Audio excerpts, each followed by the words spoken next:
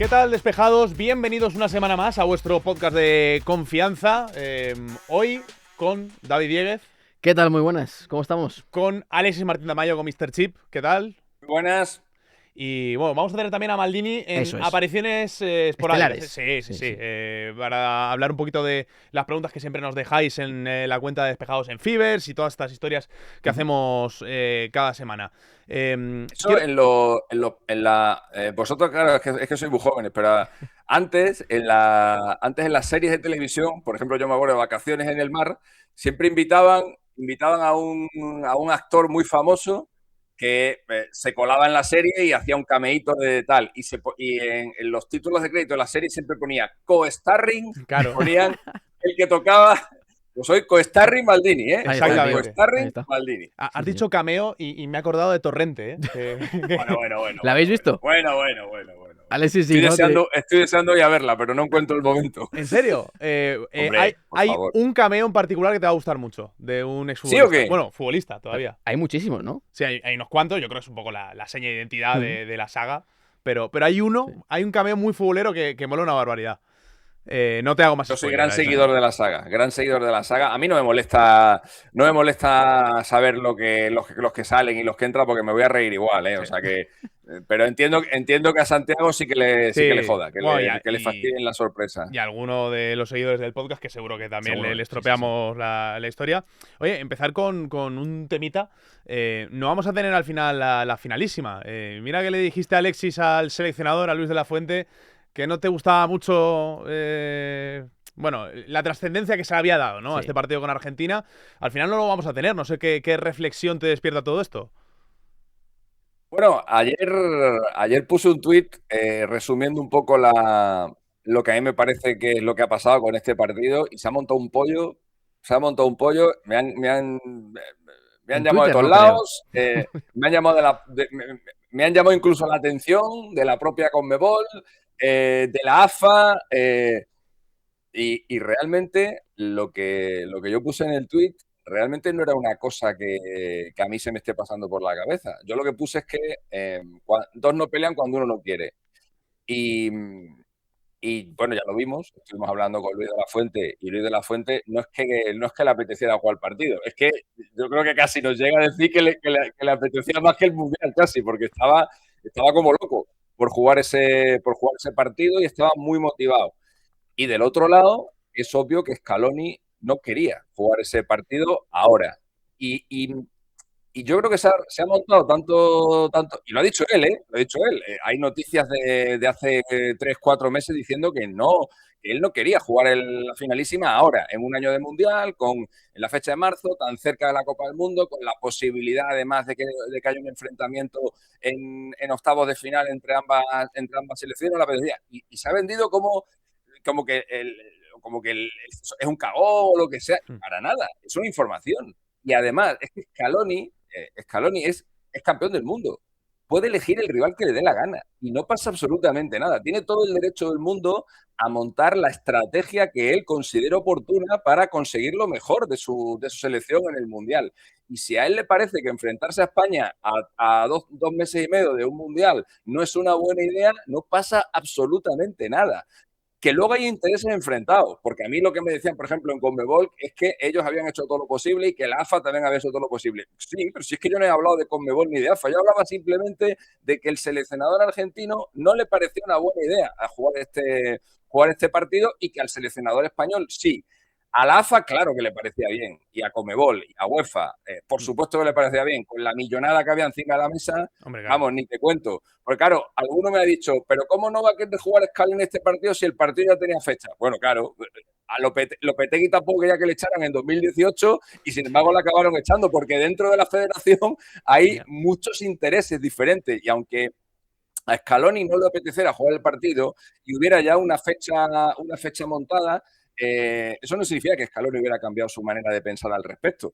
Esa fecha estaba montada porque Qatar ponía un pastizal. Claro. En el momento en el que el pastizal de Qatar ha desaparecido, pues ya han sido todo excusas y a la AFA ya eso ya no le hacía tanta gracia.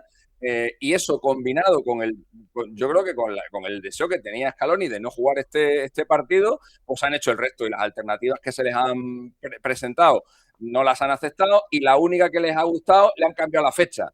Pero claro, han cambiado la fecha, era lo de Roma, pero han cambiado la fecha sabiendo que era una fecha imposible, porque ese mismo día, si Italia supera la primera fase de la repesca, ese mismo día Italia jugaría la final de la repesca. Y claro, montate un partido en Italia el mismo día que la selección italiana se está jugando la clasificación para la Copa del Mundo. Aparte, luego hay un partido entre el Barça y el Atlético de Madrid la semana siguiente y la federación no quería que los jugadores tuvieran un día menos de descanso porque los partidos planificados son el 27 y el 30. Ya sabemos cómo están. Entonces, bueno, Argentina yo creo que ha dicho, venga, aceptamos Roma, pero la pasamos al 31, sabiendo que el 31 era imposible. Porque, de hecho, UEFA, yo creo que a eso ni respondió. Pero que no pasa nada, que es que no es ni de cagón ni de llorón ni nada, que cada uno haga lo que le dé la gana. Si es que yo era el primero que me daba igual el partido. Sí. A mí me da la sensación en general, es un partido que querían más desde el lado empresarial, está claro. Todas las partes, que no tanto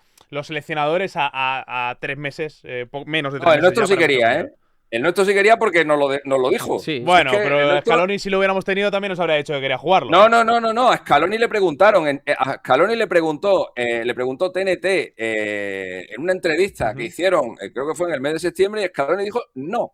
Ya. O sea, no es que y yo esa entrevista no la había visto hasta ayer, porque ayer cuando se montó todo el revuelo, pues un colega mío me mandó la entrevista, porque yo las informaciones que tenía de Scaloni no venían de esa entrevista, vienen de la gente que trabaja con él justo. Y que me habían dicho que no le apetecía jugar el partido. Pero ayer, cuando vieron todo eso, me dijeron, mira, aquí tienes el vídeo donde se demuestra que lo que dice de verdad. Y Scaloni le hacen la pregunta de si le apetece jugar la final y me dicen no quiero jugarla. Yo no creo que jugarla 3 meses antes de un mundial y no pasa nada. Yo creo que va a terminar de dejar caput este torneo.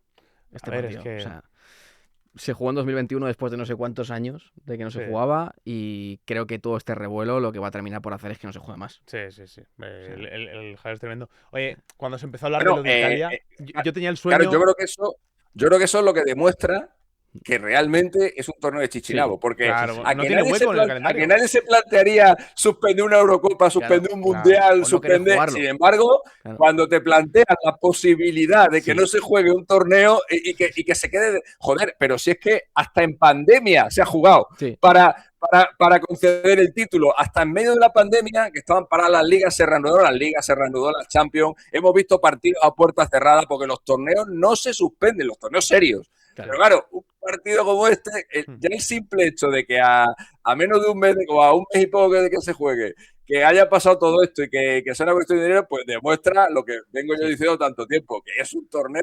es un partido amistoso en el que te dan una copa al final. Sí. Ahora, en un rato estaremos con Rodrigo Moreno, el jugador de la selección española, futbolista de Al Rayyan en Qatar, para que nos cuente un poco cómo está la situación ahí en Qatar, que iba a ser la sede de esa finalísima. Yo me he quedado con ganas de en vez de plantear la alternativa de Italia, que plantearan como sede Francia, el Stade de France. Pues sí. A ver, ¿con quién iban los franceses? Buena pregunta, Entre España y Argentina, ¿eh? Es que los pones entre la espada y la pared, ¿eh? Yo creo que contra Argentina, ¿no? ¿Tú crees? Yo creo que sí. Yo creo que sí. Yo creo que... es que... Yo creo que sí. Ojalá... Le preguntaremos a algún francés. A ver quién le habría hecho más gracia que gane una finalísima, si España o Argentina. Antes de ir con el resto de preguntas, oye, hay que hablar de los Adrenaline XL de la Liga eSports 25-26.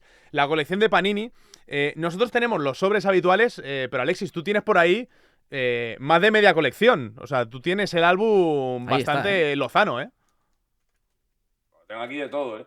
Y me faltan muchos cromos por pegar todavía. Tengo una pila ahí de cromos brutal, pero tengo el álbum casi completo. Mira, aquí tengo, por ejemplo, a Gonzalo.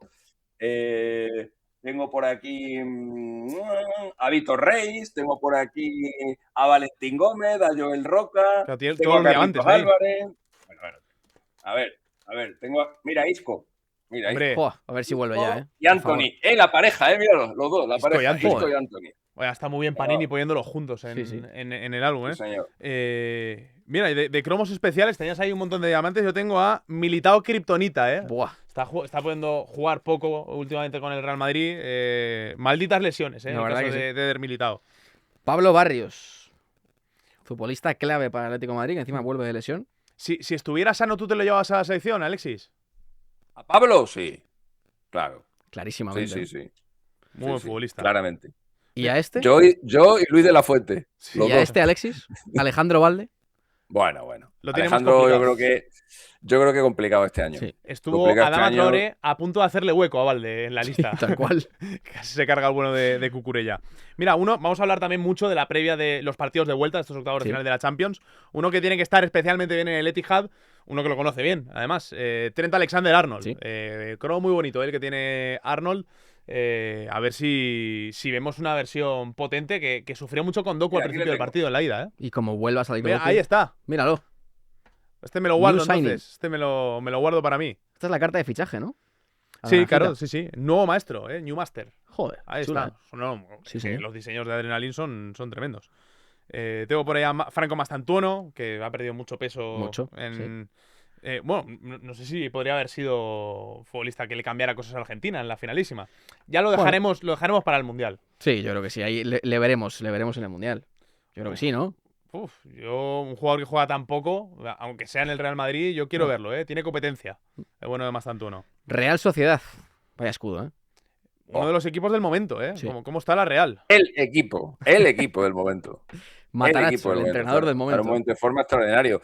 La Real está a 6 puntos de la Champions. Recordemos que ahora mismo España es top 2 en el coeficiente UEFA, que ahora mismo España tendría plaza extra otro año más en la Champions, que esta semana va a ser muy importante porque hay varios equipos alemanes que son la Bundesliga, la principal competidora de la Liga Española por esa plaza extra, aunque también están ahí metidos Italia y Portugal, pero Alemania podría perder a 3 equipos esta semana entre Europa League, entre Conference League y entre la propia Champions con el Leverkusen, porque al Bayern, a pesar de que no tenga porteros, no creo que le remonte el 1-6. Y claro, si todo eso pasa, el quinto volvería a la Champions, que sería el Betis ahora mismo. La Real está a 6 puntos del Betis. El Betis tiene que jugar en Donosti a falta de 4 jornadas para que acabe la Liga. Si miráis el calendario de la Real, el próximo partido es el Villarreal. Pero todo lo demás es Alavés, Levante, Getafe, ¿quién más está por ahí? Son todos los equipos que están, el Rayo Vallecano, o que están en descenso, o que están en una situación, el Valencia es otro, el Sevilla es otro, o que están en una situación que cuando se enfrenten a la Real es posible que no tengan nada en juego. Tiene un calendario súper benigno, no se enfrenta, insisto, salvo el Villarreal, no se enfrenta a nadie de arriba ya, de aquí a que acabe la Liga, salvo el Betis, pero ese enfrentamiento le conviene porque es al que le tiene que sacar los puntos y es en casa. Entonces, una temporada en la que la Real llega hasta en descenso, que ahora pueda incluso soñar con jugar la Copa Europa me parece una locura tremenda. Lo de Mataracho es uno de los milagros más grandes que yo he visto en la historia del fútbol. Por cerrar tema Real Sociedad, quiero hacer una parte con este chico, Gorrotxategi, que es el típico futbolista cuando jugábamos al Pro Evolution Soccer y se retiraba un jugador que renacía uno con un nombre parecido y características iguales. Es el Reyén de Zubimendi. Sí. Es brutal lo de este chico. Aunque es verdad que le ha quitado mucho peso en los 11 Beñat Turrientes, que llevaba un par de temporadas muy flojas y que ahora está exhibiendo de nuevo su mejor nivel. Bueno, pues los cromos de Adrenaline XL, de los cromos de Panini de la Liga EA Sports 25-26, que ya lo tenéis a disposición en vuestros kioscos. Venga, vamos con las preguntas, que tenemos un poquito de todo. Ya sabéis que recibimos vuestros ruegos y sugerencias en la cuenta oficial de Despejados en Fibers, que es la red social del fútbol y a la que tenéis que estar muy pendiente, y tenéis que bajaosla y suscribiros y ver todo el contenido extra que tenemos siempre del programa. Tenemos 4 preguntas, hay una que ya más o menos la hemos contestado. Empezamos con tu tocayo, Alexis 12 en este caso.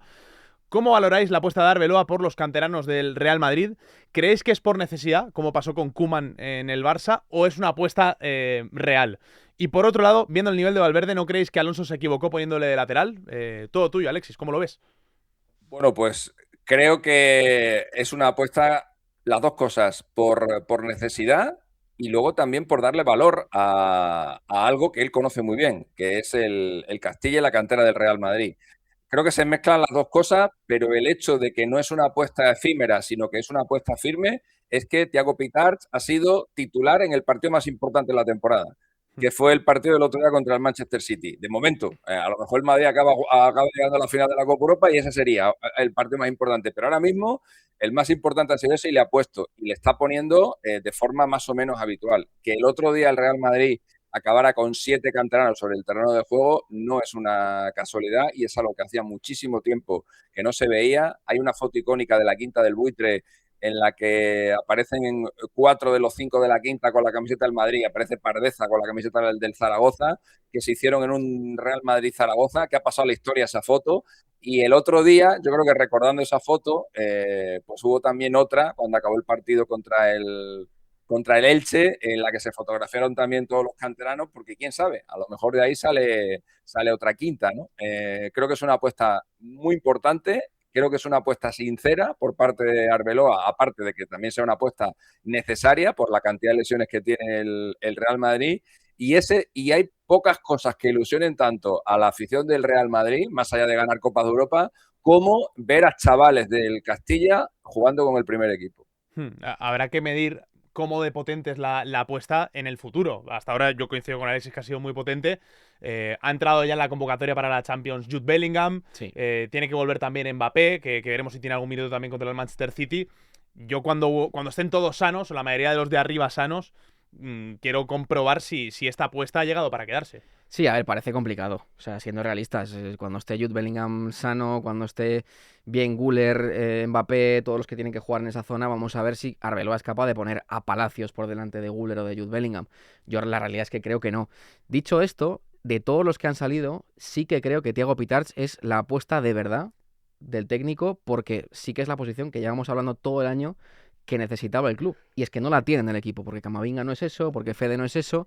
Y sí que creo que es el futbolista que realmente ha encontrado en esa posición y el que tiene más opciones de hacer carrera, por lo menos por ahora, en un Real Madrid que no tenía ese tipo de futbolista. Complementa muy bien a Fede Valverde. Es una de las cosas que más me gusta de Thiago Pitarch, que es que contagia energía al equipo, que esto lo necesitaba y mucho el Real Madrid. Sí, y los demás, obviamente. Yo creo que Palacios seguramente es el que más te llena el ojo, el más bonito de ver, el toque de balón, primeros toques, controles y demás.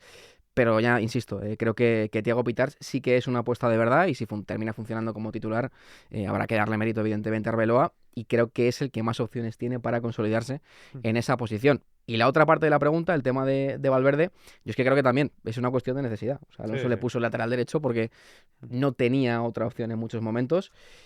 Dicho esto, creo que Valverde, cuando mejor está, es lógicamente con espacios y cuando ha rendido muy bien es pegado a la banda derecha, no como lateral, sino como lo estamos viendo ahora, con libertad, pero partiendo desde esa zona. Alexis, ¿Valverde Balón de Oro del Mundial? Qué locura. Lleva 2 semanas. Lleva 2 semanas de Cristiano Ronaldescas, ¿eh? Sí. Gol, además, ¿qué goles? Gol al Celta en el último minuto para mantener al Madrid vivo en la Liga. El hat-trick histórico contra el Manchester City, emulando a Pelé en uno de los goles. Y el gol que mete el otro día es que es una locura. Es que está en un momento, no diría de forma, porque yo creo que Valverde en forma ha estado siempre, bueno, o casi siempre, pero en un momento de confianza brutal. Me acuerdo del año ese, justo antes del Mundial de Qatar, que fue cuando se hizo la apuesta esta con Ancelotti, que Ancelotti dijo que si él no conseguía que Valverde metiera 10 goles, tenía que tirar el carnet. De Valverde empezó a tirar de fuera del área y justo antes del Mundial metió 4 o 5 goles y el tío dijo, coño, si cada vez que tiro va para adentro, y empezó a tirar y efectivamente, cada vez que tira va para adentro porque la confianza es muy importante en los jugadores y en aquel momento Valverde tenía esa confianza suya y de su entrenador, tenía esa fe y las cosas le salían. Y ahora parece que está otra vez en esa dinámica, estás metiendo muchísimos goles y bueno, pues ahora mismo es el pulmón del Real Madrid y el Mbappé del Real Madrid, porque ahora mismo está haciendo todas las facetas, la de goleador, la de recuperador, la de organizador, está haciendo absolutamente de todo. La segunda pregunta, y empiezo contigo, David, nos pregunta Javier _ Alonso, sobre qué le podemos decir de Max Douman. Si es tan bueno como dicen, este fin de semana se convirtió en el goleador más joven en la historia de la Premier League y la verdad que teniendo 16 años es un chico que está plenamente en rotación de un equipo que aspira a ganar la Champions y a ganar la Premier. Es insultantemente joven. 2009. Vaya bigotillo y brackets. Es brutal. 16 añitos. Bueno, es un jugador súper habilidoso, extremo por derecha. Yo creo que también puede jugar de media punta. De hecho, ha jugado bastante ahí en la academia del Arsenal. Es el último gran proyecto que sale de la cantera Gunner. Pero claro, el problema de esto es que es un futbolista. Yo todavía le veo, obviamente, físicamente por pulir muchísimo. Tiene un talento individual espectacular en el desborde, la visión de juego. El problema es que tienen en esa banda a Bukayo Saka, que es el otro último gran proyecto de la cantera Gunner, y tiene a Noni Madueke, que sinceramente, yo a poco que juegue bien Max Bowman, a mí Noni Madueke no me parece un futbolista por el que deban restarle minutos a un Max Bowman, que si bien tiene mucho por pulir, es un jugador que yo creo que va a terminar siendo un crack. Alexis, de este Max Bowman me da la sensación de que más de un tuit y más de dos rompiendo récords vas a tener que escribir, ¿eh?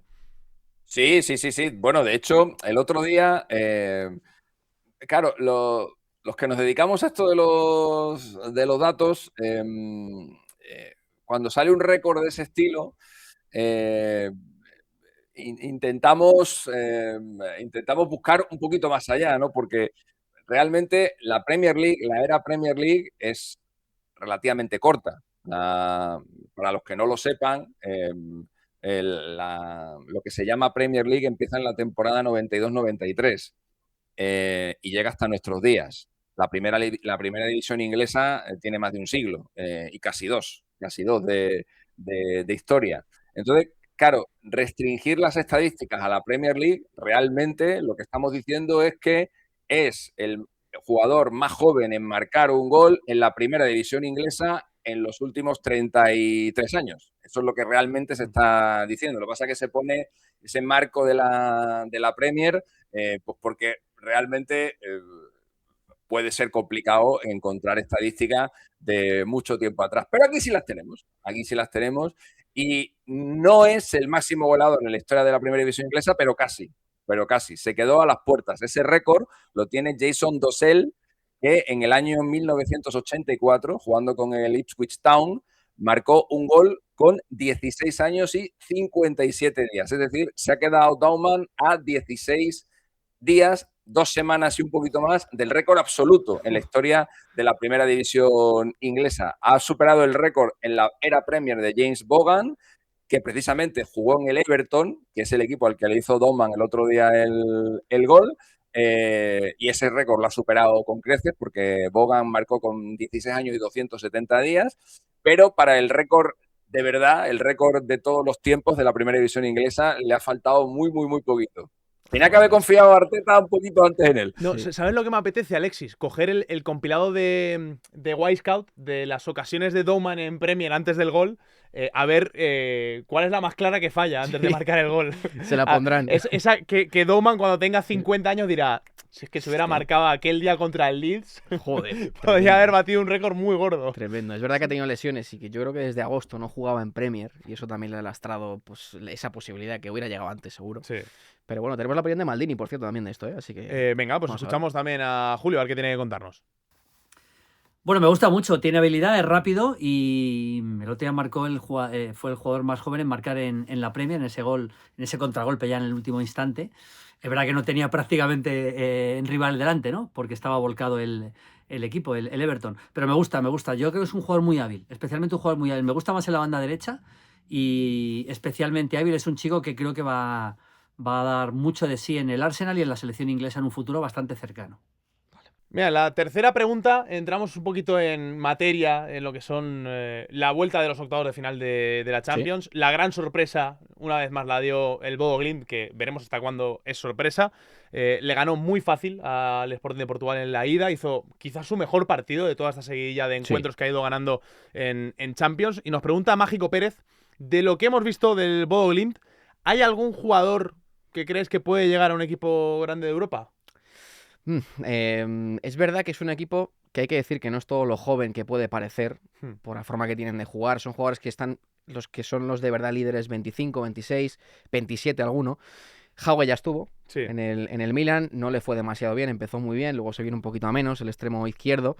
Yo sí creo que Berg, que es el mediocentro titular, tiene posibilidades de seguramente estar en un equipo europeo la temporada que viene de mayor nivel, pero tengo la sensación de que son futbolistas que funcionan muy bien en conjunto, en ese conjunto en concreto, valga la redundancia, por esas características que tiene, y no sé si sacándoles de ahí, al margen de Berg y Hauge quizás si tuviese una segunda oportunidad en otro club de Champions, tendrían ese rendimiento. Alexis, ¿cómo lo ves? Bueno, yo metería a lo mejor en el grupo, metería también a Hoch o a Blomberg. Es verdad que no es un equipo de estos de talento, no son 11 Odegaards, ¿vale? Para ir ahí a pescar. ¿No? Correcto, es un equipo hecho, es un equipo ya con gente veterana y experta, porque el Bodo lleva mucho tiempo jugando en competición europea. Lo que pasa es que como ahora ha saltado a la primera plana de la Champions League, pues le echamos más caso, ¿no? Pero bueno, yo creo que ya todo el mundo se conoce la historia del Bodo, todo el mundo sabe ya que el año pasado llegó a semifinales de la Europa League y todo el mundo conoce un poco el crecimiento, ¿no? de este equipo que de la mano de Nutsen nos está a todos encandilando, pero desde hace ya tiempo. Desde los tiempos en los que le metió, por ejemplo, media docena a un equipo de Mourinho, ¿no? Roma, ¿sí? Entre otras cosas, ¿no? Porque este Bodo lleva, como digo, creciendo poquito a poquito y haciendo su historia. A mí me recuerda mucho a un equipo que era mítico de los primeros años de la Champions, ¿no? Que es el Rosenborg, que es el gran equipo noruego que hubo en los primeros años de... Aquí le pasa lo mismo que con la Premier League. La Champions League empieza además justo en la misma temporada, el formato Champions 92-93. Por eso a mí me gusta hablar de la Copa Europa, porque es como el todo, ¿no? Y las Champions es como ajustar un poquito, pero de la era Champions, el Rosenborg es un equipo para los que empezamos a ver o vivir la competición en sus primeras temporadas, un equipo mítico, ¿no? Con Mini Jakobsen, con Skamelsrud, con Jan Fall. Era un equipo que incluso llegó a ganar un año en San Siro, eliminó al Milan, y llegó a un año a los cuartos de final también, en los que perdió con la Juventus en la temporada 96-97, ¿no? Y me está recordando mucho a ese equipo, que tenía unas características muy parecidas a las del Bodo. Era un equipo durísimo de ganar en Trondheim.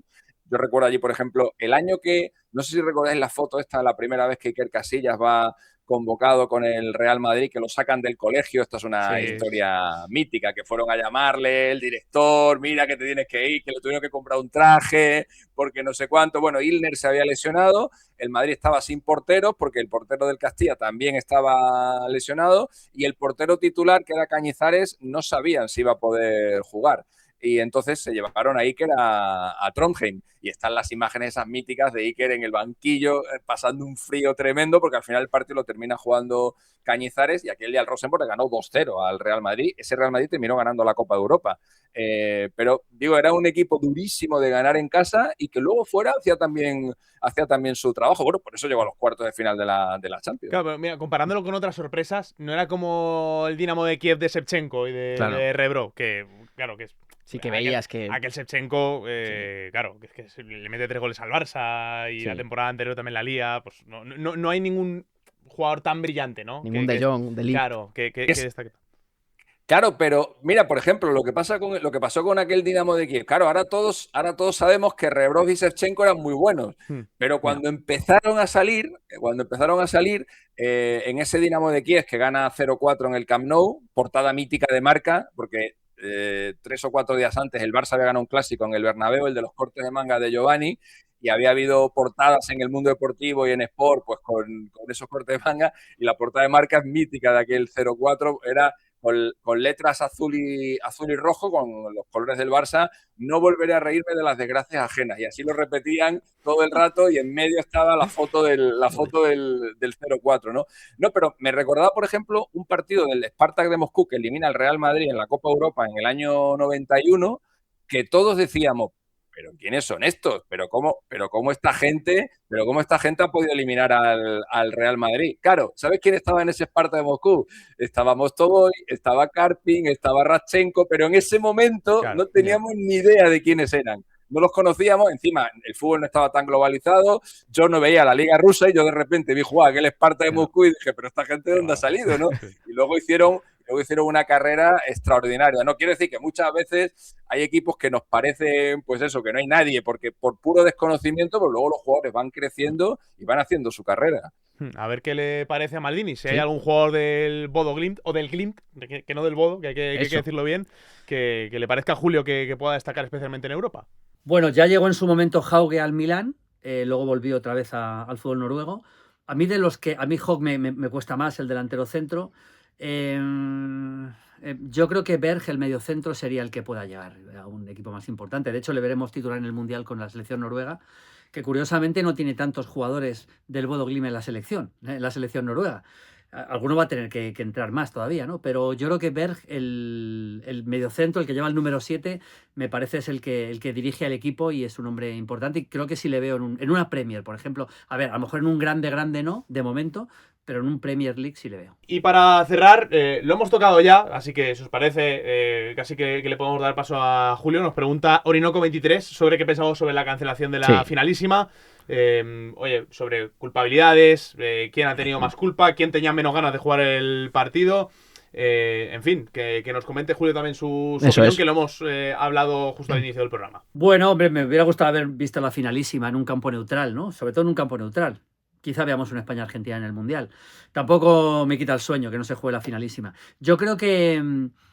A ver, yo por lo que he leído y por la sensación que tengo, creo que ha sido más la Federación Argentina la que ha hecho más por cancelar que la Federación Española. La Federación Española, a ver, ha puesto distintas posibilidades, que jugar en España, jugar en Europa en un campo neutral, jugar ida y vuelta, y a todos se han ido negando. Entonces, bueno, la sensación que tengo, dentro de que tampoco estoy dentro de las negociaciones, pero la sensación que tengo, yo cuando estuvimos el otro día con Luis de la Fuente, yo me dejó claro que él quería jugar ese partido. Entonces, bueno, yo creo que es verdad que Argentina tenía más que perder que ganar, porque Argentina es campeona del mundo, porque está peor que España, y una derrota dura contra España, pues a lo mejor hubiera, digamos, pinchado un poquito el globo de la ilusión de la selección argentina para el Mundial.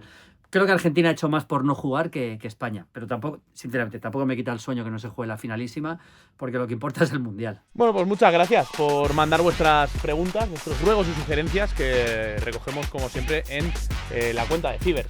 Unos nicks hoy muy normalitos, ¿eh? Sí, sí, sí. Tienen que volver a ponerse juguetones. No, pero yo lo prefiero. ¿Sí? Ya pasó la era de los nicks juguetones. Sí, sí, ahora somos gente seria. Estamos madurando como programa. No, la verdad. ¿Tú crees, Alexis, que estamos madurando? A mí me gustaban más los otros. Laportín 77 y cosas de estas. No hemos hablado de Laportín, ¿eh? Que mira, lo tenemos por aquí atrás. El fondo, oye, un día feliz para Laporta, ¿eh? Joder, madre mía, vaya bailecitos, ¿eh? ¿Cómo habrá sido la noche de Laporta después de ganar las elecciones? Por lo que sea, igual larga. Bueno, llegó a luz de gas a las 3:15. Joder. O sea, vosotros imagináis en vuestro prime de salir de noche, salir a las 3:15, o sea, llegar al primer garito a las 3:15 de la mañana. Es tremendo, ¿eh? Bueno, me lo puedo imaginar, ¿eh? Es decir que me pareció un poco dantesco lo de Ter Stegen no pudiendo votar. Sí, eso fue terrible, me parece muy raro que no lo apañaran de alguna forma. Pero he disfrutado mucho los reportajes de los amigos del día después con Laporta en la grada siendo uno más. Con el bocata envuelto en papel de plomo. Sí, es brutal. A ver, la verdad que Laporta es un personaje impresionante. O sea, a nivel social es un personaje que te da que hablar todos los días. Es tremendo. Y que, mira, ya empezando con el tema de la semana, imagino que estará ya ahora sí en el palco para recibir a la delegación del Newcastle para afrontar estos partidos de vuelta de los octavos de final. Os hago primero una más general. Alexis, ¿tú ves a los 3 españoles metiéndose en cuartos de final? Bueno, lo primero, creo que Laporta no va a estar en el palco. Creo que hasta junio. Creo que hasta junio no toma. Pues mira, hasta junio, bueno, no sé si poder o no, porque es de facto presidente, ¿no? Pero creo que legalmente hasta junio no puede asumir el cargo. Ahora, bueno, eso no. Ayer le vimos ir a votar con los jugadores, que se supone que no se podía hacer. Dile que no, entonces, dile que no vaya a la comida de directivas a Laporta, ¿eh? Claro, correcto. Pero no, bien matizado, bien hasta matizado. Junio no va a tomar posesión. Bueno, yo sí veo a los 3 españoles. Sí, la verdad es que sí. Hombre, sería una debacle que el Tottenham le remontara 3 goles al Atlético de Madrid. Veo más probable, aunque me sigue pareciendo muy difícil, que el City le pueda remontar al Madrid, que el Tottenham le remonte al Atleti, pero quitarle 3 goles de ventaja al Madrid, más en el momento de confianza que llega ahora, lo veo complicado. Y luego el partido que está así más igualado es el Barça-Newcastle, pero hombre, yo creo que el Barça es más equipo que el Newcastle, que el otro día dio una imagen extraordinaria. Pero creo que en el Camp Nou los equipos rivales se achican. El Barça ha ganado 12-12 desde que se volvió a abrir el estadio. Y yo creo que con el apoyo de la gente, a la que se ha abierto la grada y tal, yo creo que el Barça debería eliminar al Newcastle. Y mira tú por dónde. que estos octavos de final empezaron con 6 equipos ingleses y 3 españoles, y a lo mejor en los cuartos de final ya hay más españoles que ingleses, porque no solamente están en apuros los 3 que se están enfrentando a los equipos españoles. El Tú, Alexis, Chelsea has disfrutado también lo tiene muy complicado, particularmente los partidos de ida, ¿no? Ver que, oye, que los equipos Premier les ha ido regular. No, pero es más coña. A mí la Premier me gusta mucho, ¿eh? Yo sigo muchísimo la Premier, pero es un poco la coña, ¿no? Bueno, pues una liga que se ha paseado y que se está paseando. Solamente hay que ver el coeficiente UEFA este año en las competiciones europeas, porque de repente ha tenido una semana tan horrible, ¿no? Es verdad que hay partidos de estos que han perdido los ingleses que hay que coger un poco con pinzas, ¿eh? Porque, por ejemplo, es verdad que el Arsenal no fue un buen partido, es cierto, el City no fue un buen partido, el Tottenham es lo que es ahora mismo y que dé la vuelta, bueno, los porcentajes de Julio luego los veis, pero vamos, que el Tottenham le dé la vuelta a esto tal y como está, a pesar de que dio una un poquito mejor imagen el otro día en Anfield, creo que es prácticamente imposible, pero el partido del Newcastle, si lo hubiera ganado, tampoco hubiera sido ninguna locura. Y creo que el Barça va a sufrir, porque encima el Newcastle viene a hacer un partido con el Chelsea que es muy parecido a lo que se va a encontrar, y ganó el partido, muy cerrado atrás, cerrando muchos espacios. Y luego, por ejemplo, el partido del Chelsea con el Paris Saint-Germain, ese 5-2 es un resultado súper abultado, que si no llega a tener errores Jorgensen, yo creo que el partido estaba de empate, sinceramente. Y vamos a ver hasta qué punto el Manchester City es capaz de convertir el Etihad en la hoguera que fue hace unos años. Yo creo que a nivel futbolístico el City no es el City del 2023, pero tampoco es el del año pasado.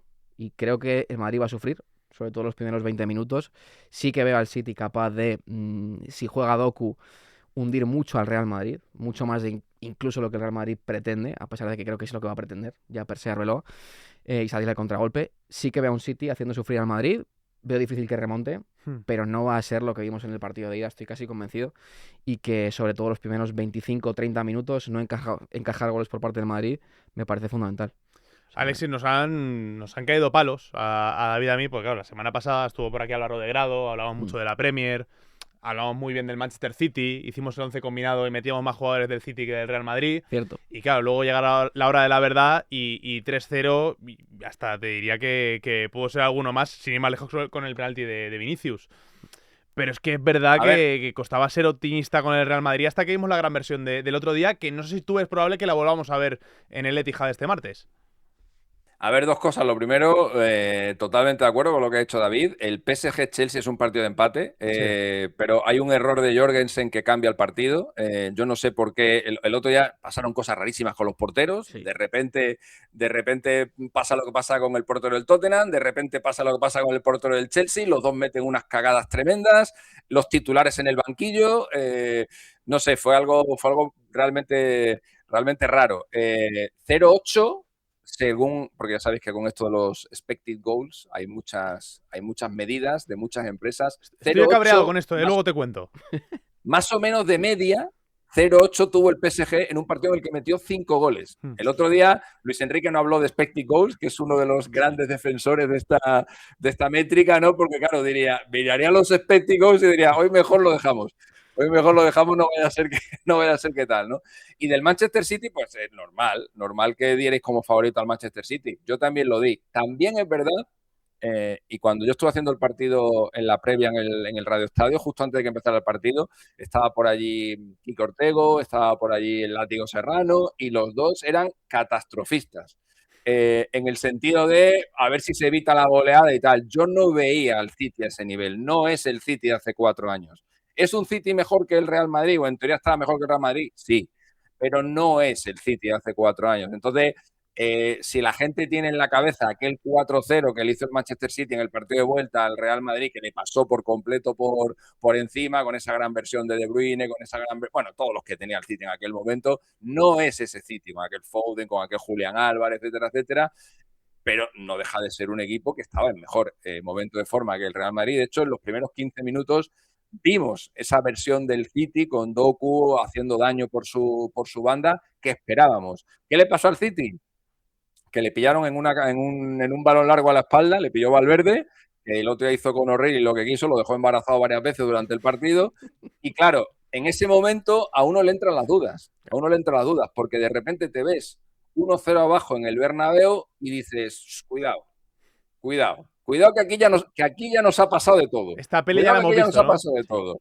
Y claro, ahí empiezas ya a guardar un poquito la ropa. Segunda vez que llega al Madrid, te clavan el segundo. Y claro, el City cada vez se fue haciendo más pequeñito, pero sobre todo por eso, ¿no? Porque el Madrid cada vez que llegaba era un zarpazo. Y eso, yo creo que moralmente te daña muchísimo. Y entonces empiezas a jugar ya con el partido de vuelta. Por eso en el segundo tiempo incluso yo creo que vimos una mejor, a pesar de que el Madrid no marcó, creo que vimos una mejor versión del Madrid que en el primero y vimos un City mucho más temeroso, porque yo creo que el City era consciente de que con el 3-0 está muy difícil, pero que el 4-0 era caput. Y entonces la segunda mitad vimos a un Manchester City que no se parece en nada a lo que estamos viendo esta temporada. Y ahí el Real Madrid perdió la oportunidad de dejarlo liquidado. Nos pareció rarísimo la alineación que sacó Guardiola, que parecía... Muy rara. Esta alineación, si la saca mañana, en el partido de vuelta, dices, bueno, pues tiene sentido. Tienes la eliminatoria perdida, Claro, ¿no? tienes que ir a tope, tienes que jugar con un montón de delanteros, pero fue un poco infiel a lo que le venía funcionando en los últimos partidos, que era acumular mucha gente por dentro, hacer un partido lento, un partido en el que no hubiese transiciones. Yo creo que, no sé, no terminé de entenderlo. Yo creo que no se esperaba que el Real Madrid pudiera hacer tanto daño al espacio. Creía que podía tener bien controlado a Vinicius con Jusanov. Creo que no contaba con este nivel de Valverde. Y bueno, se llevó un poco la contraria a ese ser conservador, muy conservador en el partido de ida. Le salió mal y de hecho se enfadó bastante en la previa del partido contra el West Ham cuando le preguntaron por el tema de la alineación que saca en el Bernabéu. Y dice, oye, llevo 10 años aquí, solo me preguntáis por los 11 que hago cuando pierdo o cuando me va mal. Este Guardiola sin filtro, por cierto, me gusta bastante. Sí, mola. Está bastante peleón y me gusta. Lo dejó muy vendido a Rodri el otro día en el centro del campo. Sí, Lo dejó muy solo, porque incluso su escudero solo tiene un escudero, Rodri, que era Bernardo. Sí. Y hasta Bernardo estaba jugando más de delantero que de centrocampista. Es que el otro día, entre Haaland, entre Semenyo, entre Doku, entre Savinho y entre Bernardo, realmente estaban jugando con 5 delanteros. O sea, había 5 delanteros, había 4 defensas y en medio estaba Rodri solo, que no. Por cierto, fue el jugador que más corrió de todo el partido, no me extraña, porque el hombre es que no paraba de buscar pelotas, no tenía nadie que le echara una mano, y yo creo que ahí Guardiola pecó un poquito de excesivo riesgo en un partido de ida de Copa Europa en el Bernabéu, donde sabes que te pueden hacer daño, ¿no? Bueno, no le salió la apuesta y bueno, ya veremos a ver qué es lo que pasa el martes. Bueno. Y por cerrar un poquito esta previa, que tenemos ya a Rodrigo Moreno esperando que vamos a llamarle a Qatar. No sé si creéis que el Atlético de Madrid se puede llegar a complicar. Viene bajando mucho los partidos fuera de casa, tiene 3 goles de renta. Tenemos el precedente de lo que fueron las semis de Copa del Rey, Alexis. No sé si ves al Tottenham poniendo en algún tipo de apuro al Atlético de Madrid.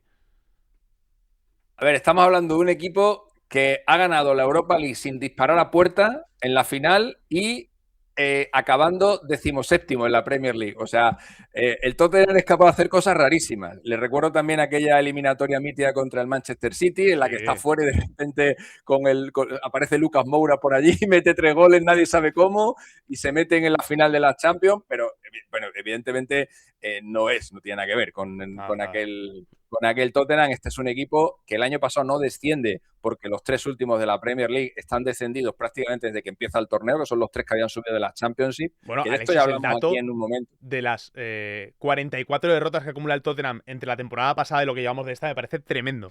Terrible. Sí, no, es un equipo que está muy mal. Y es un equipo que, insisto, el año pasado no desciende porque hay 3 equipos muy malos, pero este año cuidado.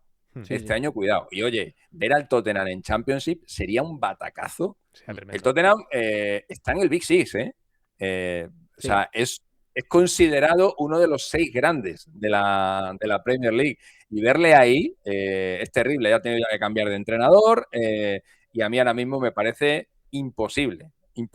Yo al Tottenham le doy, un 0,1% de opciones de eliminar al Atlético de Madrid, que encima es un equipo que yo creo que defiende bien, que va a saber administrar muy bien la ventaja y, es más, lo lógico es que el Atleti termine ganando también el próximo día. Sí, estoy de acuerdo con Alexis. Creo que de los 3 españoles, el único que, obviamente esto es fútbol, apretarán por momentos, pero creo que el Tottenham no tiene fútbol para complicar la eliminatoria. El partido puede ser, pero la eliminatoria lo veo muy difícil. Y ya por ir cerrando, yo creo que estamos todos de acuerdo en que el Madrid puede sufrir en el Etihad y que lo normal es que tenga momentos de sufrir, pero que es favorito. Y el Barça, que también es favorito. Sí, yo creo que el Barça en casa lo tiene que finiquitar. Es el que menos ventaja tiene hasta el momento en la eliminatoria. Pero a mí me parece un Barça fiable en este tipo de partidos en casa. Y que me gusta más, yo creo, con Ferran que con Lewandowski ahora mismo. Sí, yo creo que Lewandowski es de todo lo que tiene arriba el Barça ahora mismo el eslabón más débil. No sé si tiene algo que ver con la máscara, seguramente igual le incomoda, pero creo que la temporada en general de Lewandowski, al margen de eso, no es demasiado buena. Vamos a ver si vemos un buen Rafinha, como sí que vimos en el último partido contra el Sevilla, un buen Lamine que no estuvo, que descansó el otro día. Está bien Dani Olmo, está bien Bernal. Bueno, yo creo que viendo... También es verdad que creo que va a ser un Newcastle muy competitivo. No creo que haya una goleada, pero creo que el Barça tiene argumentos más que suficientes como para plantear el partido que plantee el Newcastle, conseguir salvarlo. Dicho esto, vamos a ver la opinión de Julio, que también la tenemos. Venga, pues escuchamos a Julio con, oye, estas 3 eliminatorias de los españoles, ojalá tengamos pleno en los cuartos de final de la Liga de Campeones. Yo mientras opina Julio me voy, porque como estoy enfadado con él, me voy. No le quiero escuchar. La verdad, vaya por delante. Claro, ya está. Bueno, Alexis va un momento al baño y bueno, que aparezca Maldini, venga. Bueno, pues los 3 españoles son favoritos. Yo di favorito antes de la ida tanto a Atlético de Madrid como a Barça. No di favorito al City, obviamente. Pero después del 3-0, yo creo que el Madrid va a sufrir. Creo que el City va a reforzar más el mediocampo, aunque parezca curioso. Creo que no va a poblar tanto de delanteros el equipo y sin más centrocampistas, sabiendo que va a dominar mucho y va a tener que meter mucho pase entre líneas contra un Madrid muy replegado. Creo que Cherki, en teoría, debería ser titular porque es un desatascador de ese tipo de partidos. Creo que el Madrid va a sufrir.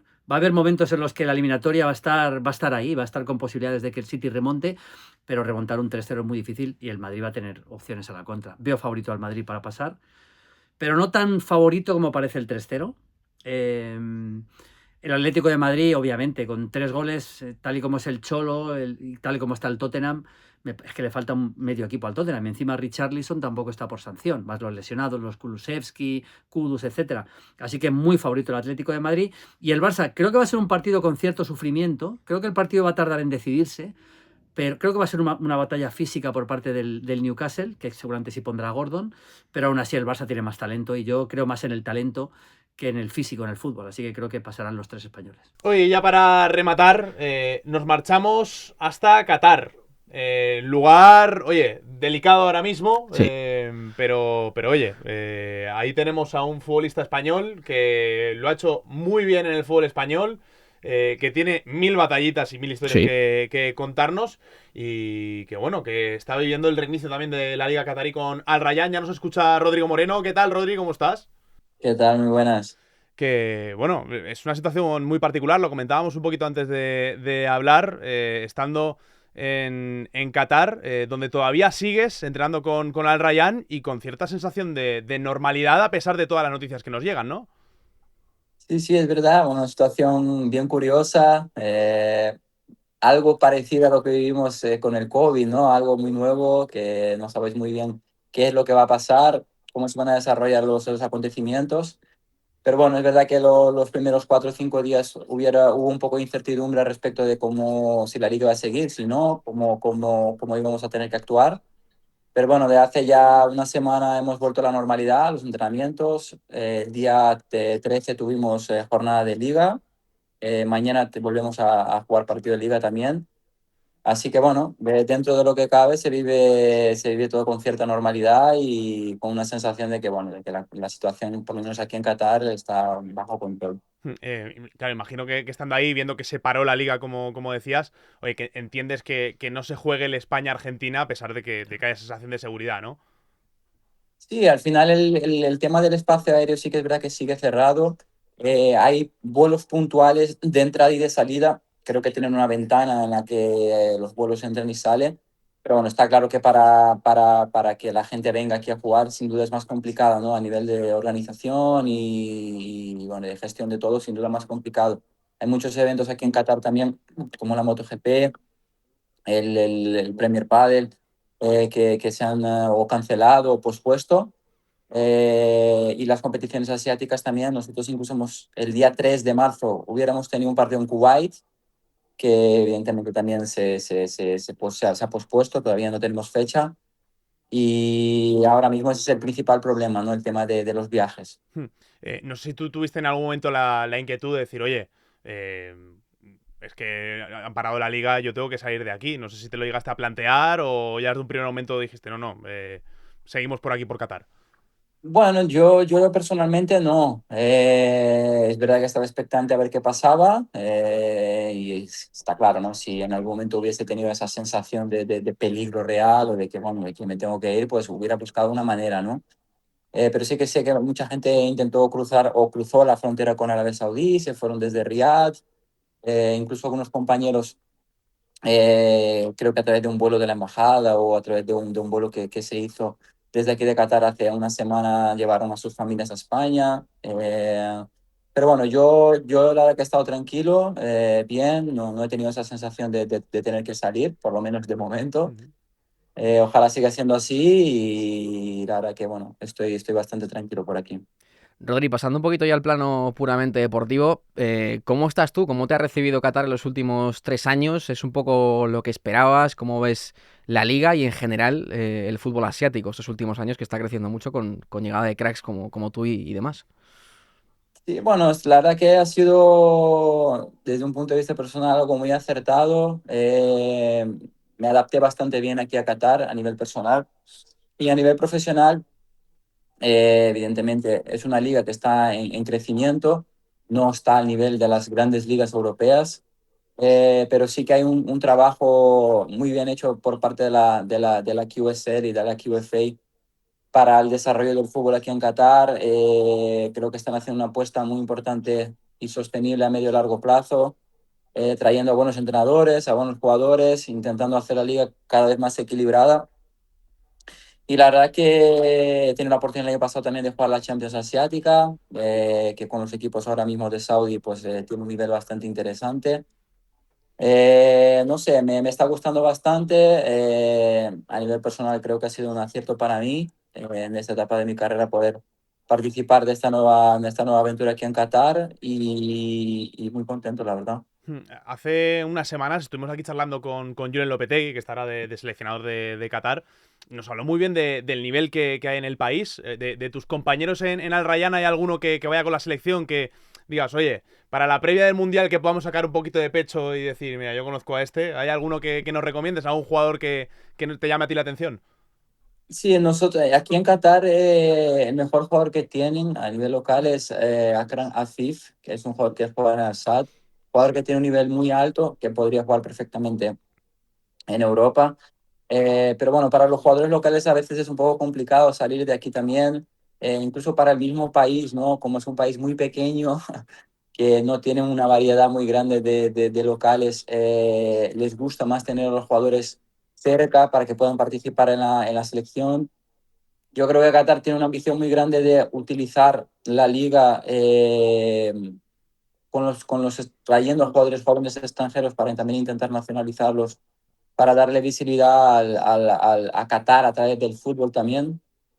Para ellos, sin duda, fue muy importante la clasificación por primera vez en un mundial ahora para este próximo. Y bueno, en mi equipo tengo al capitán de la selección, que es Abdulaziz Hatem, muy buen jugador también, medio centro, que bueno, que puede dar que hablar en este próximo mundial. Hablabas ahora, Rodri, de lo que está haciendo Qatar para mejorar la liga. Me gustaría que nos hablases un poco de uno de tus primeros equipos en la élite de Europa, como es el Benfica, que últimamente ha estado en boca de todos con esa eliminatoria contra el Real Madrid. Ujú. ¿Cómo es el club y cómo viviste tú esa transición de llegar del Real Madrid Castilla al Benfica? ¿Y cómo convence el Benfica a talentos jóvenes emergentes para luego acabar desarrollándolos como lo hace? Sí, bueno, yo creo que Benfica es un club enorme. Yo creo que cuando formas parte del club te das cuenta de la grandeza del club. Yo no sé si actualmente sigue siendo, pero en mi época era el club con más socios del mundo, o el segundo club con más socios del mundo. Tiene un peso social muy grande en Portugal y cuando viajas en Europa te das cuenta también de la grandeza del club. La verdad que para mí fue una experiencia muy grande poder jugar a ese nivel, poder participar en competición europea, en Champions, en la Europa League.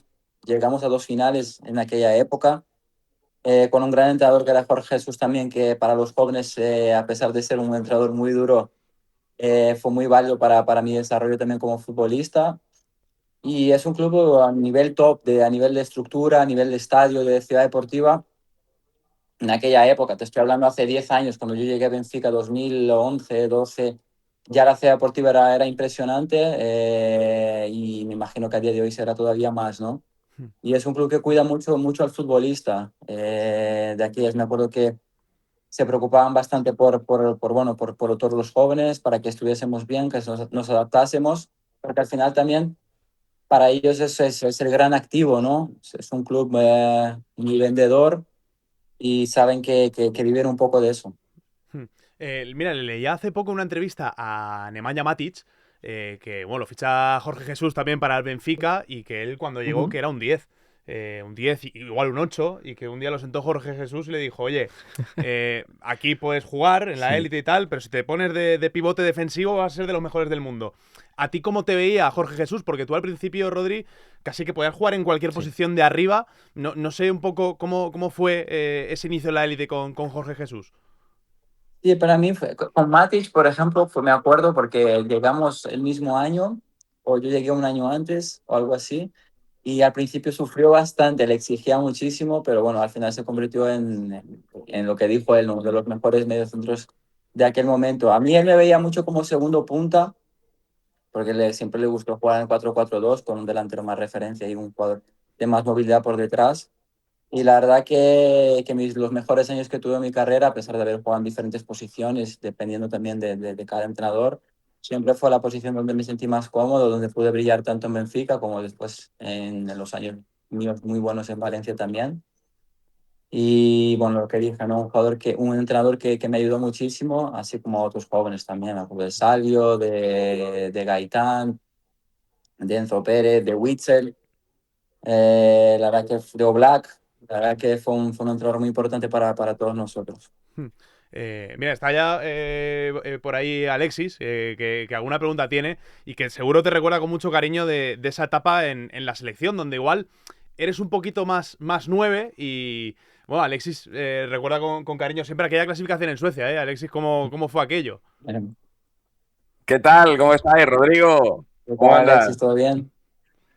Un placer hablar Igualmente, contigo y igualmente. Muchas gracias. tenerte por aquí. La Justo así verdad hablar de la que, selección aparecer tú, Sí que Alexis. es tremendo. bueno, se me enciende todo, la verdad. No, yo he disfrutado muchísimo con Rodrigo, tanto en su etapa en España como en su etapa en Inglaterra, como en su etapa en la selección española. Y creo que esa etapa, Rodrigo, creo que se acabó demasiado pronto, demasiado pronto. Yo creo que tú tenías nivel, tenías calidad y tenías ambición y ganas para haber estado mucho más tiempo en la selección española. ¿Qué crees que pudo pasar? Sí, bueno, es verdad que mis mejores años en Valencia coincidió con la etapa de Marcelino, donde empecé a ser más habitual en la selección, cuando fui al Mundial.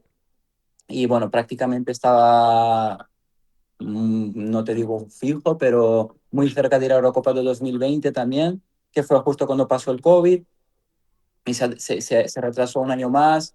Y bueno, en el Valencia aquel año pues fue el año que despidieron a Marcelino, y empezamos un poco volviendo a la situación que habíamos vivido años anteriores, donde las cosas no funcionaron del todo bien. Y a pesar de eso, bueno, estuve en la prelista de la Eurocopa, casi vine también al Mundial aquí en Qatar. Participé en las concentraciones previas en Las Rozas. Bueno, no sé, al final España tiene un nivel muy alto, siempre surgen jugadores, de altísimo nivel. Y bueno, por circunstancias, a lo mejor en ese momento había gente que estaba en un mejor momento que el mío, y no coincidió, ¿no? Por lo menos, bueno, me queda el buen sabor de boca de haber participado en esa Nations League después de un buen año en Leeds, en la que, bueno, pues no es un título evidentemente como la Eurocopa o como el Mundial, pero bueno, ganar un título con la selección absoluta siempre es algo muy bonito, que creo que todos soñamos. Yo había sido campeón sub-21, europeo sub-21 con la selección, algo que me llenó mucho también, y bueno, haber podido conquistar un título con la absoluta también fue algo muy bonito y que recordaré siempre con mucho cariño. Fue una lástima ese final del Valencia de Marcelino, en general. Es cierto oye, que arrastráis la dinámica ganadora del año anterior de haber ganado la Copa del Rey, pero todo lo que fue la 19-20 fue muy raro. No sé tú cómo lo viviste, cómo lo recuerdas, Rodri. Sí, fue bastante raro, cosas de esas del fútbol que siempre te quedarán para contar, ¿no? En el futuro. Pero bueno, sí, veníamos de hacer 2 grandes años, después de una etapa bastante complicada previa a él y a Mateu. Bueno, habíamos encontrado un camino ganador, un equipo muy competitivo, muy un poco parecido a lo que había conseguido sin querer comparar, ¿no? Pero Simeone con el Atlético, esa estabilidad dentro de un club pues, que había tenido altibajos anteriormente.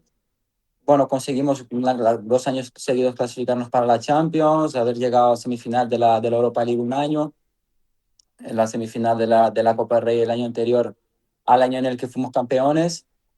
Y bueno, haber conquistado un título ante el Barça de Messi, Suárez y compañía después de tanto tiempo. Y bueno, parecía que todo podía seguir un camino de estabilidad y de intentar seguir peleando por ser un club y un equipo competitivo, pero bueno, por circunstancias que no sabemos muy bien, pues no se dieron, no se dio, se hicieron cambios y bueno, difícil de explicar y de entender, pero bueno, son cosas que pasan, así es el fútbol, pero bueno, al final queda lo que vivimos lo que vivimos de aquella época, que fue algo muy bonito, muy importante y seguro que la gente en Valencia lo recuerda con bastante cariño. Uno de los grandes jaleos de aquel verano fue tu posible salida, que se habló mucho de que podías acabar en el Atlético de Madrid, que Marcelino se enfrentó mucho con la propiedad porque él quería que tú siguieras y que el proyecto siguiera adelante. ¿Cómo de cerca estuvo Rodrigo Moreno de jugar en el Atlético de Madrid? Sí, es verdad que fue un tema bastante presente en aquel momento. Había la posibilidad real de que eso pasara, pero bueno, como en todo pasa en el fútbol, ¿no? Para que uno se vaya y otro se tiene que ir. Yo creo que Marcelo en ese momento quería que, bueno, que el equipo siguiera manteniendo un nivel alto. En el caso de que yo me fuera, pues que el club pudiese también traer un refuerzo que siguiera ayudando al club a competir a lo que se le exigía. Y puede ser que eso haya tenido algo que ver también, no sé decirte, no estoy dentro de la propiedad ni dentro de la directiva del club. No sé exactamente qué es lo que pasó en ese momento entre Marcelino Mateu y la propiedad, pero bueno, una anécdota más y cosas del fútbol. Alexis tiene alguna pregunta, creo. Eh, sí. Sí, tengo muchas Tenía, preguntas para Rodrigo. tenía. No Rodri, voy a ten cuidado hacerle que si todas te las que engancha quiero. Alexis no te suelta, sí. ¿eh? Ya, no. No, yo quiero, Rodri, que nos cuentes cómo vivisteis lo que pasó con Lopetegui, estando ahí concentrados. O sea, ¿qué comentabais entre vosotros? Que dice, ¿qué cojones está aquí? Falta un día para que empiece el Mundial, nos quedamos sin seleccionador. ¿Cómo vivisteis esas horas y qué es lo que hablabais entre vosotros estando ya allí en Rusia? Ya, bueno, esa fue una otra situación también bastante rara, ¿no? Un poco similar o parecida a esta situación de Marcelino, ¿no? Veníamos de una clasificación muy buena. Creo que Lopetegui, no sé si llevaba como 2 años o un año y medio invicto con la selección. Bueno, él había preparado todo, la lista, los jugadores y ese día fue bien curioso porque nosotros habíamos entrenado por la mañana en Krasnodar, que es donde está la sede nuestra sede de aquel mundial, y él nos avisó, ¿no? A todos de que había fichado por el Madrid y que no lo quería hacer saber antes de que nos enterásemos por la prensa. Y bueno, la gente, bueno, pues evidentemente pues se alegró por él, le dio la enhorabuena y por lo menos la sensación que yo tuve en aquel momento en la sala previa a la salida de entrenar es que nadie le dio más importancia de lo que, pues bueno, de lo que es parte del fútbol, ¿no? Gente llega, se va, llega un equipo, se va, en fin, las oportunidades aparecen y cada uno decide tomar la decisión que cree conveniente, ¿no? Entonces, bueno, entrenamos normal y ya nos fuimos a descansar y por la tarde pues empezó a decirse que a lo mejor no seguía porque bueno, había habido un problema de comunicación entre él y la federación o bueno. Pues eso, el tipo de cosas que realmente nosotros los futbolistas tampoco sabemos exactamente qué es lo que ha pasado. Sí que es verdad que fue una situación así un poco extraña, que nos pilló por sorpresa porque literalmente empezábamos a jugar al día siguiente o a los 2 días. Y bueno, al final no siguió y Hierro asumió porque bueno, pues estaba ahí, era el directivo y yo creo que tampoco existía una alternativa a la salida de Lopetegui porque bueno, fue algo repentino. Y bueno, fue una pena porque bueno, nunca sabremos, ¿no? Que quizás lo mismo hubiera sido mejor o peor. Tampoco podemos vivir aquí en el que hubiera A pasado. ver, peor no podía ser, tío. Peor no nos No, pudo ir, pero lo ¿eh? mismo, peor siempre puede ser. Podríamos habernos quedado fuera en la fase de Grupo, sí, grupos o yo qué eso sé. sí. Peor sería eso, ¿sabes? Porque en verdad pasamos muy ajustado Sí, y luego en octavos, a pesar de que me acuerdo que teníamos una secuencia hasta la final, digamos, no es un mundial, no es nada asequible, pero bueno, con grandes posibilidades de poder llegar a la final. Y bueno, al final nos quedamos fuera con Rusia a penaltis, a pesar de bueno, haber hecho un buen partido. Y bueno, siempre quedará eso, ¿no? De qué hubiera pasado pues, si el seleccionador hubiera seguido. Pero bueno, una historia más para contar sobre mi carrera, sobre el fútbol y al final te das cuenta que son cosas que pasan y ya está. Rodri, ¿os veíais favoritos en esos momentos previos al Mundial 2018 con el equipo que había? Con un Isco espectacular, Asensio, Habéis Iniesta. Sí, goleado a no sé si Argentina en la previa favoritos, también. porque es verdad que siempre hay grandes selecciones, pero sin duda éramos una selección a tener muy en cuenta. Me acuerdo lo que dices tú, Isco estaba a un nivel superlativo y todavía quedaba los jugadores de la época dorada de la selección, ¿no? Iniesta estaba a un nivel alto, Silva, Diego Costa, teníamos a Ramos Piqué, en fin, era un Busquets, en fin, un equipo muy a tener en cuenta y sin duda, pues bueno, podríamos haber hecho algo mejor que octavos, ¿no? Pero Eh, bueno, en cosas del estos, fútbol. en estos ISIS que he planteado, yo recuerdo que se te relacionó mucho con el Real Madrid justo después de la llegada de Lopetegui, que te tenía mucha confianza, ¿no? ¿Te habría gustado ese regreso al Real Madrid después de haber estado en cantera? Bueno, es verdad que con Julen pues coincidí desde la sub-21 que fuimos campeones de Europa sub-21. Es un entrenador que siempre confió bastante en mí, que luego, bueno, pues con mi buen rendimiento en el Valencia también, pues me tuvo en cuenta para la absoluta, me llevó a ese mundial. Y es verdad que el año del Madrid surgieron rumores porque fue el año que se fue Cristiano y el Madrid estaba en busca pues, bueno, pues de un delantero porque querían fichar a Mbappé, pero en ese momento no se podía. Pero bueno, es verdad que igual que la del Atlético, sí que es verdad que te puedo decir que hubo una situación real con el Madrid. Yo creo que fue algo más de rumores o de posibilidad. Pero bueno, nunca se llegó a con hacerse nada concreto. Eh, y nada, yo también en ese momento estaba bastante centrado en el Valencia y los siguientes pasos de mi carrera. ¿Te hubiera gustado formar dupla con Karim Benzema? Porque de hecho ya lo hiciste en algún entrenamiento, ¿no? En 2010 con el Castilla. Sí, sí, sí. El año que yo estuve en el Madrid en la cantera, pues subí algunas veces a entrenar con ellos.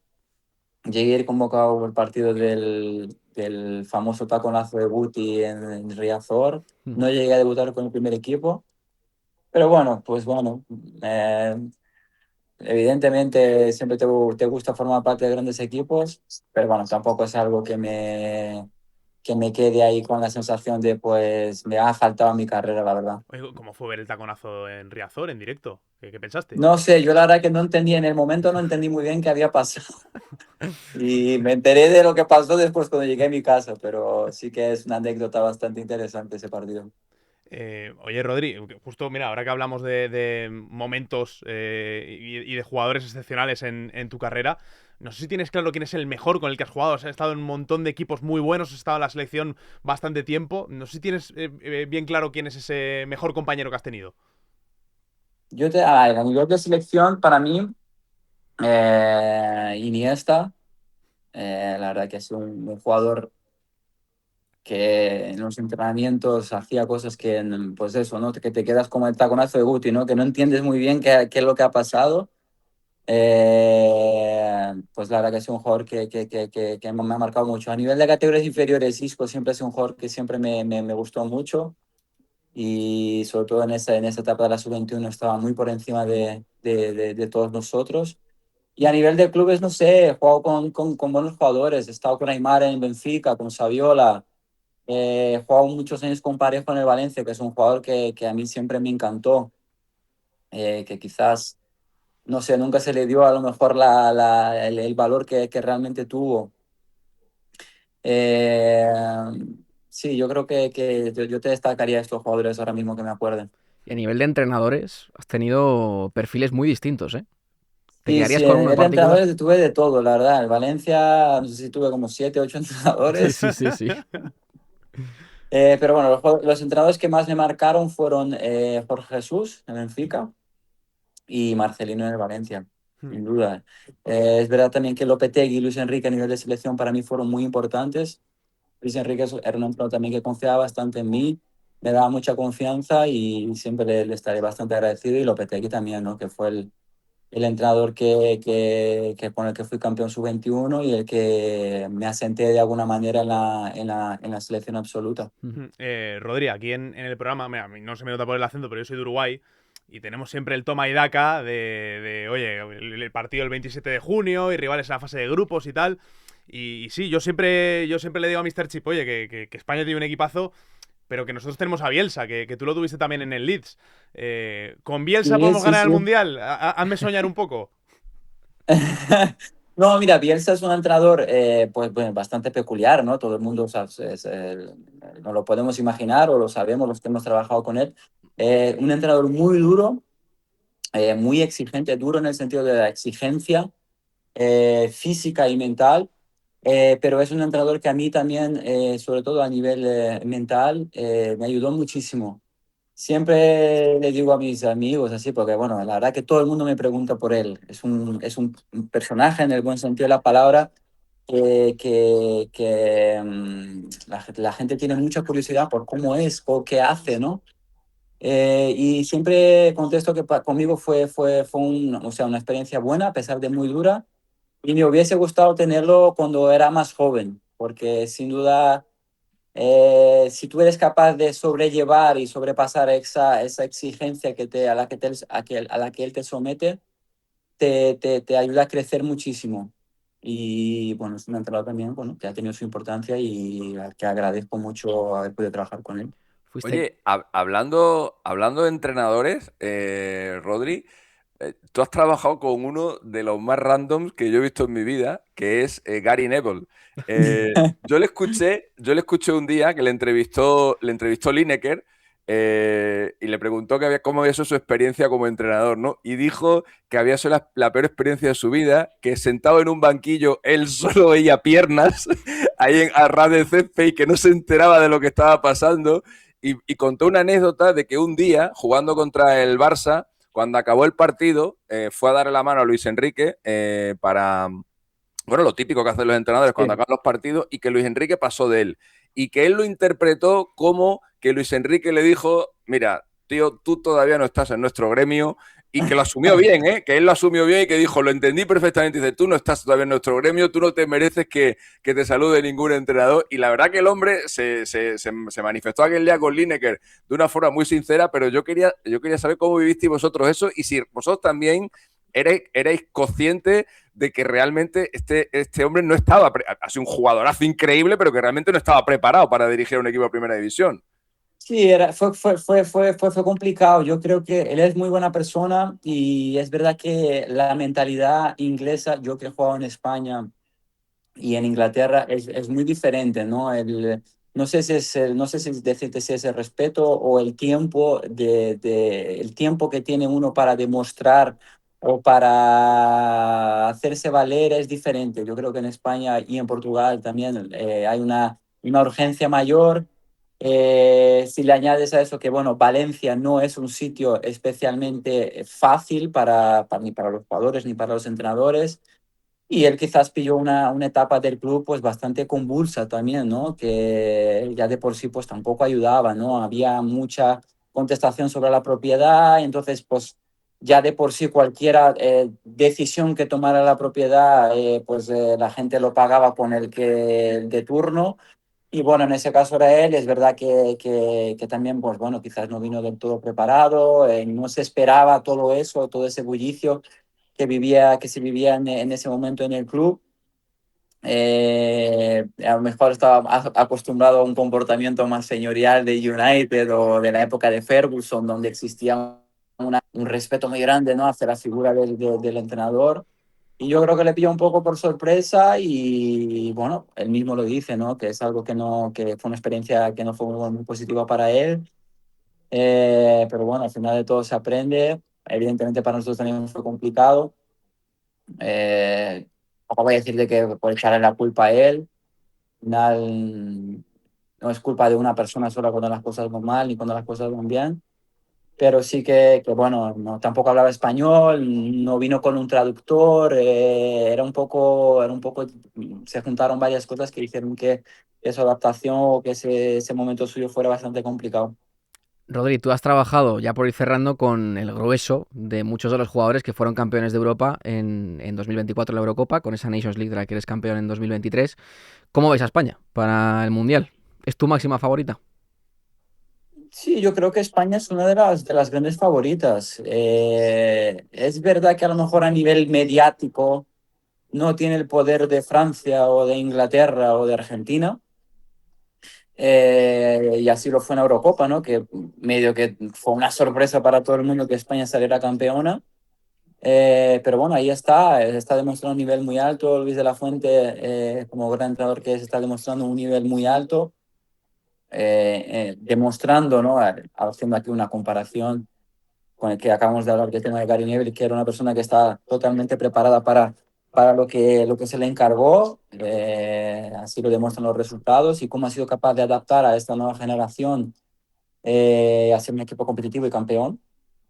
Y bueno, sin duda España va a dar que hablar y ojalá sea campeona del mundo. Creo que lo disfrutaremos todos muchísimo.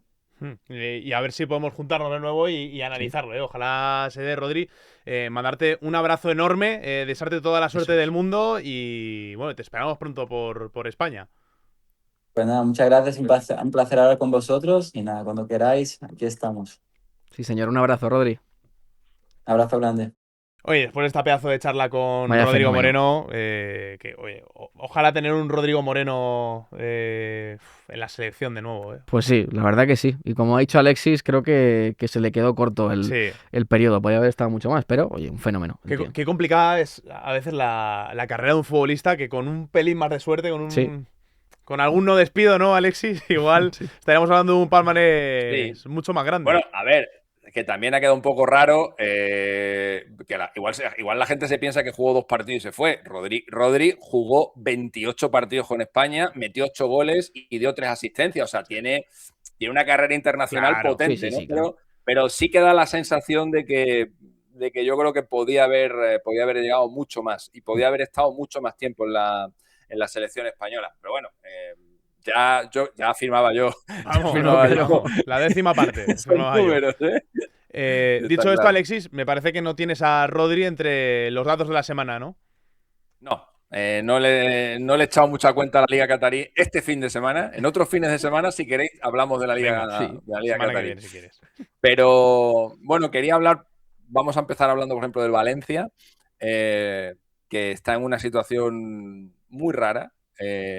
Hace 3 partidos buenos, se va del peligro del descenso, hace 3 partidos malos, se vuelve a meter en el jaleo, vuelve a ganar 3 partidos, se vuelve a ir, vuelve a perderlo, se vuelve a meter y lleva así toda la temporada. Y el otro día yo creo que Corberán ya, en la rueda de prensa después del partido, yo creo que ya explotó, aunque creo que él es muy responsable también de lo que le está pasando al club. Un equipo que este año ha perdido los 2 partidos con el Oviedo. El Oviedo es un equipo al que yo he visto prácticamente en todos los partidos de la Liga ser inferior a su rival. Y si no inferior, más o menos nivel, pero no le he visto superar a ningún rival con tanta claridad como ha superado al Valencia en los 2 partidos. De hecho, el Valencia ha perdido contra un Oviedo 18º en la primera vuelta y 20º en la segunda vuelta. Y esto al Valencia solamente le ha pasado dos veces en su historia. Perder contra el mismo equipo 2 veces, estando ese equipo en zona de descenso. Le pasó contra el Depor en la temporada 69-70 y le pasó contra el Celta en la temporada 82-83, que es una de las temporadas más catastróficas en la historia de Valencia, en la que está a punto de descender. De hecho, se salva en la última jornada ganando en el Real Madrid con un gol de Tendillo. Estamos en esas, en un equipo que no acaba de engancharse a nada y que vive del momento. Este sí que va partido a partido. Sí, además de verdad. De hecho, aquí el Valencia fue al palo, pero no sé si la siguiente temporada o 2 después acaba bajando a segunda división. Así es. Luego, otro equipo del que quería hablar es del Sevilla. El Sevilla tiene una historia reciente muy rica, una historia en la que ha estado incluso peleando por la Liga.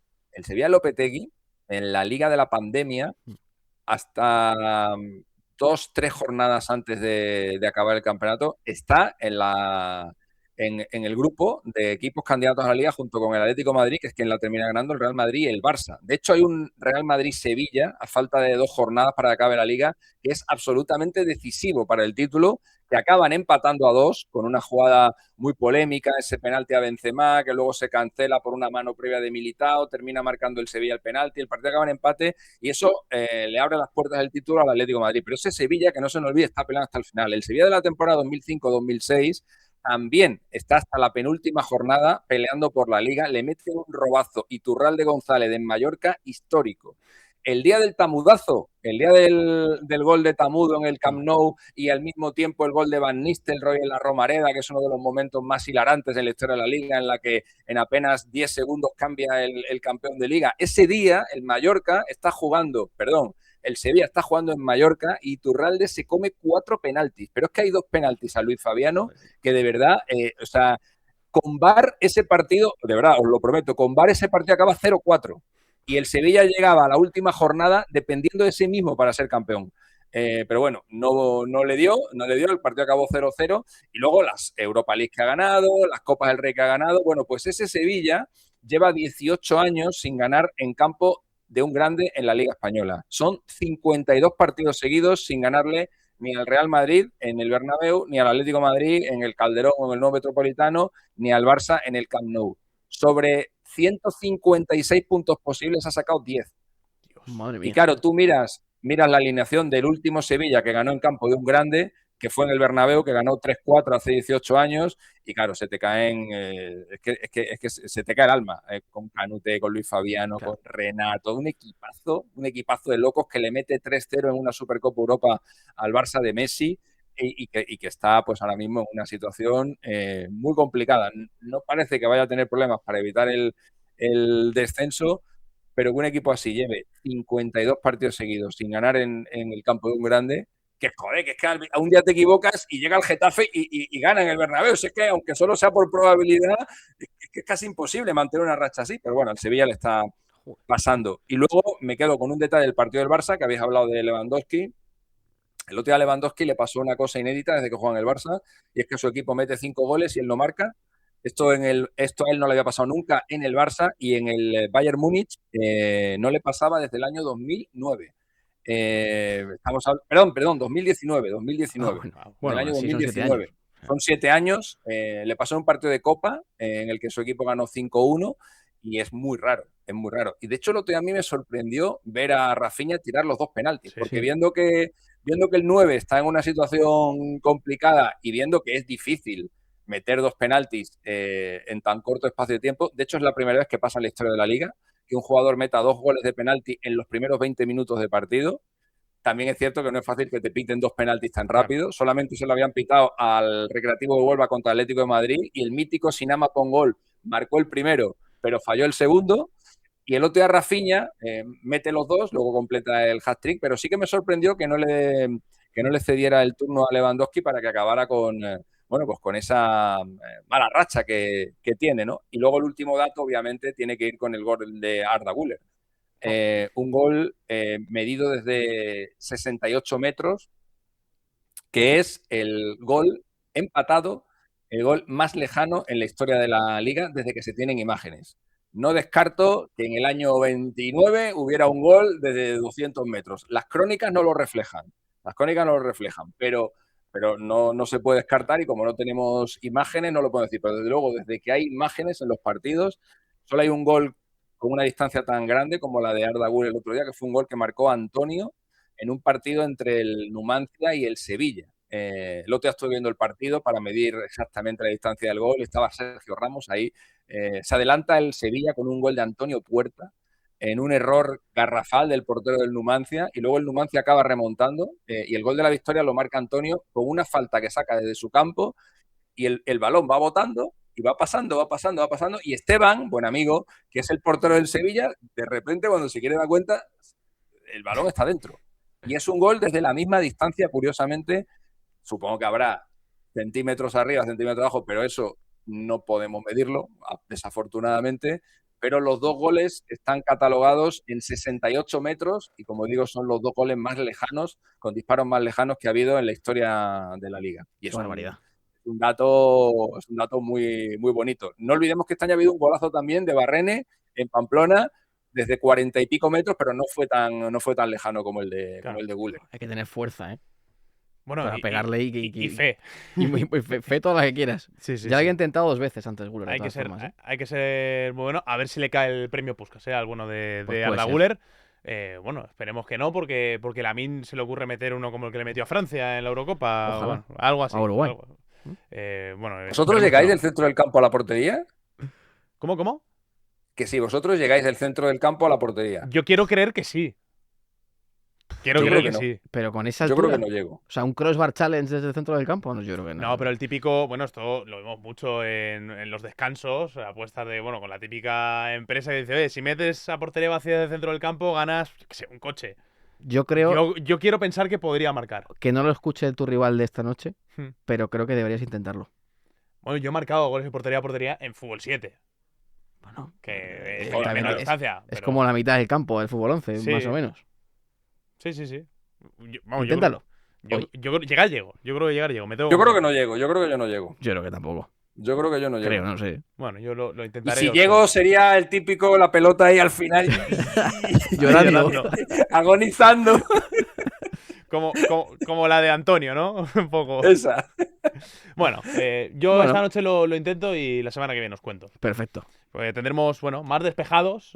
Hoy los 4, 3,5, puedo decir, de, ¿no? verdad, de alguna manera, así que la gente no se nos enfade en los comentarios. No, ya sabéis la verdad, ya lo ha dicho Alexis, o sea que no pasa nada. Ya está. Sí, lo que hay. Se llevan mal. Se llevan a matar. ¿Qué hacemos? A ver. Sí, bueno. En fin, ha sido un placer y nos vemos la semana que viene, tanto en YouTube como en Spotify, con más despejados. Y oye, antes de que se me olvide, recordad que todas las semanas en nuestro canal de Fibers, en la cuenta oficial de Despejados, tenéis contenido extra del programa. Oye, para que tengáis ahí... Que no os pique mucho el gusanillo durante la semana, que hay veces que se hace larga, Sí, pero con Fibers mucho menos. Con Fibers mucho menos. Al futbolero... Claro, es que Despejados todos los lunes y el resto de la semana hay que darle duro a Fibers. Solo fútbol. Ahora sí. Hasta la semana que viene. Chao, chao.